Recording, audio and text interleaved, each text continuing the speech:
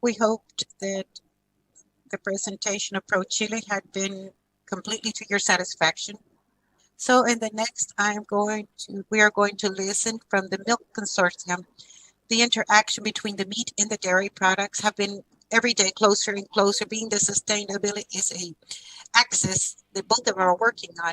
Today, we can get to know the opinion and the vision of the Milk Consortium with the use of their chairman, Sergio Niklistschek.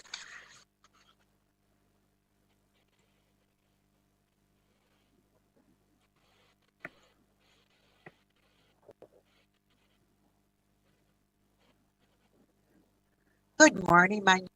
On the name of the Milk Consortium, we want to say hello to Sago, and thank you so much for allowing us to participate in the Meat Day FISUR 2021. I want to do a small context of what is the Milk Consortium. If you're not very well familiar with it, first of all, what is the purpose of it?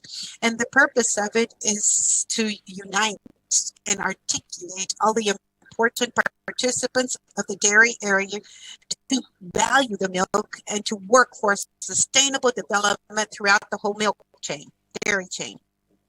Who makes up this consortium? We have the whole productive chain from the part of the producers, Aprobal, Isago. We also have the majority of the industry. We have the main service companies, technological services, and we also have the Australian University and INEA. It's very important to point out that the national collaborators, the IDF, and also the Pan American Dairy, which has to do with the Chilean dairy. We also have the national collaborations of the different government entities and universities. What is the work of our consortium? We have different areas. First of all, we have the primary production, where today we are working with the animal welfare, the people and the organizations, the irrigation and the pasturing, and today with a very strong focus on what has to do with sustainability with the program that has been very important for us is the awareness of the origin from Chile, which we will talk about later, which is called clean industry in this area.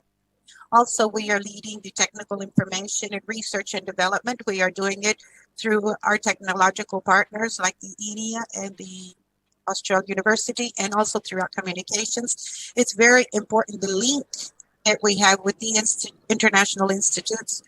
For this year, we are organizing a congress where they are waiting for 1,000 different foreign specialists. That because of the pandemic, we had to suspend this, and we're hoping to do it in 2025. Another important work that we have is the development in our markets with the program that's called Thank You to the Milk. I'm sure many of you have seen this. The subject which brings us here today that we have already talked about in the morning has been the sustainability. And currently, it is one of the strategic lines that the Milk Consortium is developing. Up to very little time ago, we saw this sustainability as very far away, but it's here today. And to summarize it, we needed to have a dairy chain and also a cattle chain which can be united so that all of us can be protagonists. We need to work in a collaborative way. This is urgent and it's completely necessary to continue projecting with these. Throughout the morning, we have been talking about the sustainability. I wanted to make a brief description. There is a lot of, I can't hear. We have the capacity that we have these conscientious use of its and responsible of its uses without wearing them out or without exceeding its renovation capacity. And to have this from the future generation, always considering the social, environmental, and economical aspects.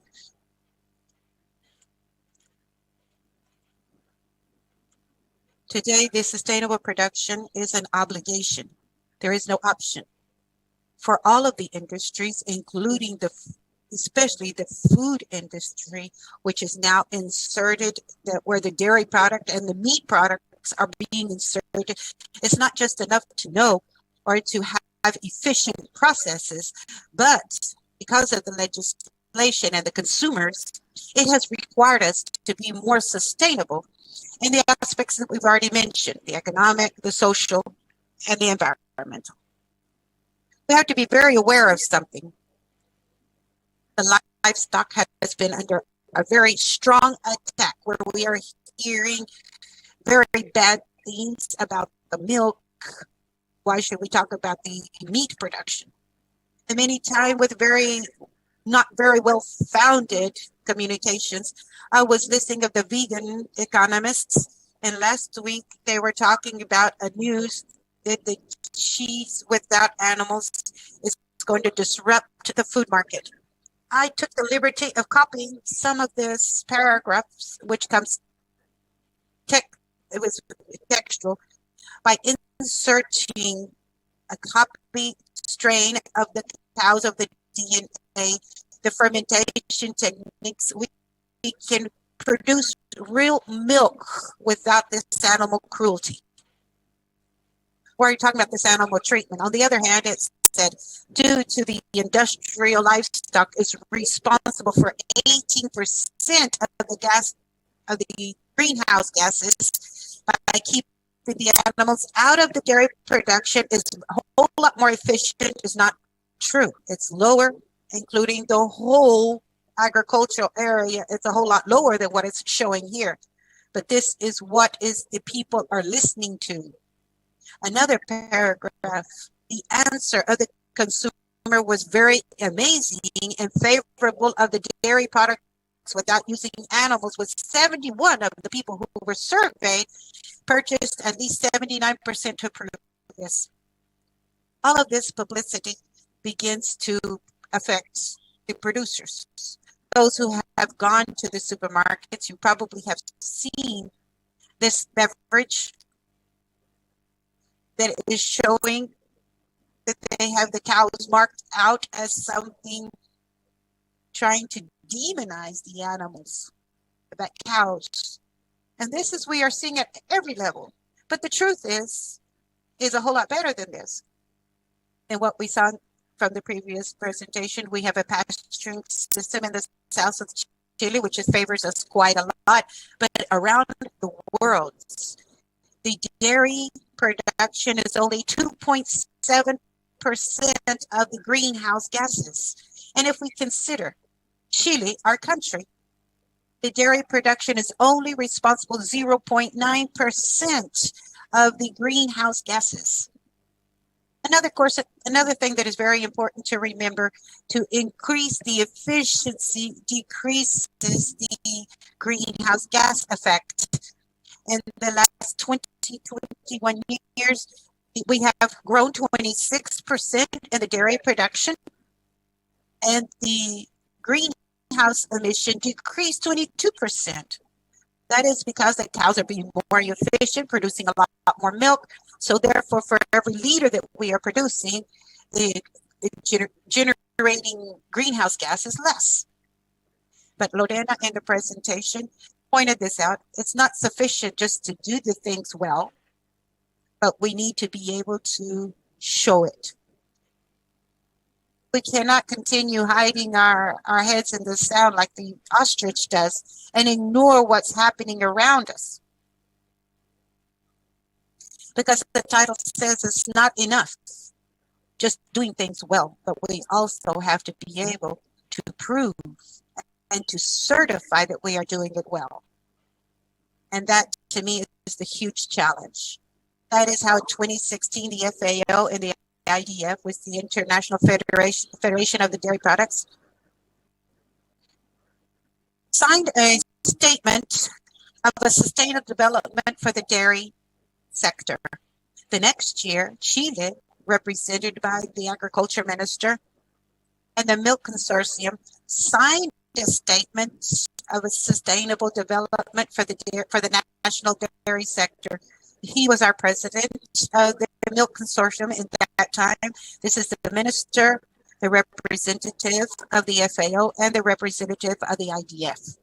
So therefore, we have a commitment. The sustainability is a long road that we need to start traveling on. And now. So that is why it's important that we are all talking about this. This is how the Milk Consortium has designed their agenda for sustainable development, and this is the commitment of the dairy sector here in Chile. Currently, we have been implementing 3 concrete projects for sustainable development for the dairy sector, besides all of the other initiatives that we are generating. One of these has to do with the level of the processing industry, which means a clean processing for the dairy products. This agreement includes 9 different industries, the biggest in the country, with 15 different processing plants located in 5 different regions. And these 15 processing plants receive 85% of the milk that we produce in Chile. So this work is very, very important that we are carrying out here. This clean production agreement has 7 concrete goals. And here we can see it, the prevention and reduction of the wastes, the measuring of the carbon footprint, measure of the energy management, measuring of the water efficiency, monitoring, reporting the sustainability indicators. There are 5th energy, reduce the carbon footprint and the wastes.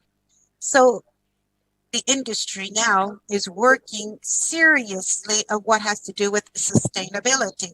The second project, which is already online, on the pipeline, which are the sustainability and certification standards for the milk farms or the dairy farms with the certificate that says aware of the origin in Chile. This is for different industries in our country. As the Milk Consortium, we are joining this and to implement this. What does this standard of sustainability contain for the milk producers? It has 10 different areas. We have already talked about in the previous presentation. We are considering the environmental, economical, and social environments. In the environmental, for the milk farms or the dairy farms, we are continuing the soil, the water, animal welfare, the greenhouse gases, residues, and biodiversity. When we talk about the economical, we're talking about the economic management. A company that is not profitable is going to disappear, as you know. And in the social aspects, we have the work conditions and social protection, the local communities, and the quality and food safety. It's not the fact that the producers who are coming into this certification program have to work in all of these different aspects. The dairy producers have to choose in what areas they need to work on to be able to accumulate a certain score and to be able to certify themselves. And the PAPCO farms, these are many dairy farms, already have a certain score, which is 123 points, which is very important for us. Another important aspect, and it's good to point out, is that this sustainability standard is being adapted for all of the productive systems, big, small pasturing, intense, or less intensive. There will also be a strong support for implementing it, and the certification will be done to the third parties. What does a dairy producer have to comply with in order to be certified? In different work areas, and these are going to sum up certain scores depending on the complexity of implementing it. So he who accumulates 250 points will be certified for 1 year. If he has more points, it can be certified for 2 years, and it can also be a certification for 3 years. And many of the farms, they already comply with the majority with many of the requirements, it will not be very difficult for them to implement this. Who is certifying this? It's a third party. It's the Agency of Sustainability and Climate Change. They are the ones who will certify, and the seal of the Chile, of the aware of the origin in Chile, will be the Minister of the Agriculture. The third project has to do with the circular dairy. And in this circular dairy production, we can manage the plastic residues from the dairy farms. There are many different initiatives that I have seen in the market. Our desire and objective is to be able to unite under one big project so that we can solve the problem for the producers. What are we betting for 2025? First of all, we want to have a dairy sector with a seal or certificate of the sustainability from the farm up to the consumer. We can say that the Chilean milk has been produced in a sustainable way. We want to be responsible for the consumer's requirements for the sustainability. There will be a whole lot more pressure, like for the animal welfare, the greenhouse emissions of gases, and the neutral carbon footprint, which Chile has been committed with to be neutral in the carbon for 2050. Also be more flexible to include new issues according to the demands of the legislators and the consumers. We also want to generate methodologies to have a continuous improvement in the dairy sector, because we don't have a beginning or an ending. This is a continuous circle. The other is to unite and to align ourselves with all of the important participants in the dairy chain. Here we also have to add the cattle chain or the meat chain, because at the end we are all traveling on the same boat. The production of meat and milk go hand in hand. In fact, the meat production has been very well supplied as a subproduct from the dairy calves. Our final purpose is to be recognized nationally and internationally as a country that has a sustainable dairy production. We are a small country,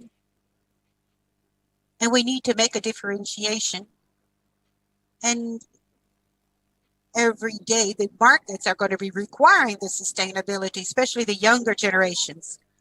A big conclusion, the sustainability in the dairy activities and also in the cattle or the meat activity should be addressed immediately. That means now, with a collaborative work from all of the participants involved. We cannot leave out small selfish desires to favor one or another institute or to favor one or other company. We are a small industry, not only in the meat, but also the dairy, and we need to work together. And this is our big ambition as the Milk Consortium, to be able to articulate all of the participants in the food chain, to be able to advance in a powerful, solid way, and together to have a good future for the livestock in general, like in meat as also in the dairy. Thank you so much. I had a video, but we're having some technical problems, so we will leave it out. Thank you so much for inviting me.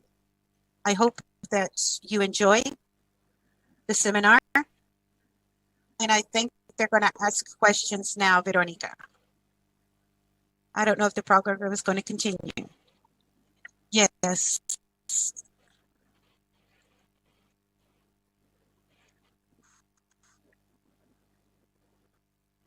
We thank you so much.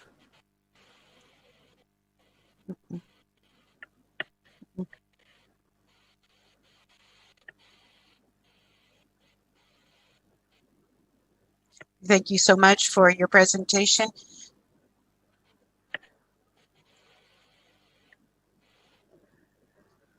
It seems like we have some technical problems with the questions, but I understand that there will be a questions and answers space where I will be able to answer any questions. So thank you so much for listening to me, and I will be here at your service.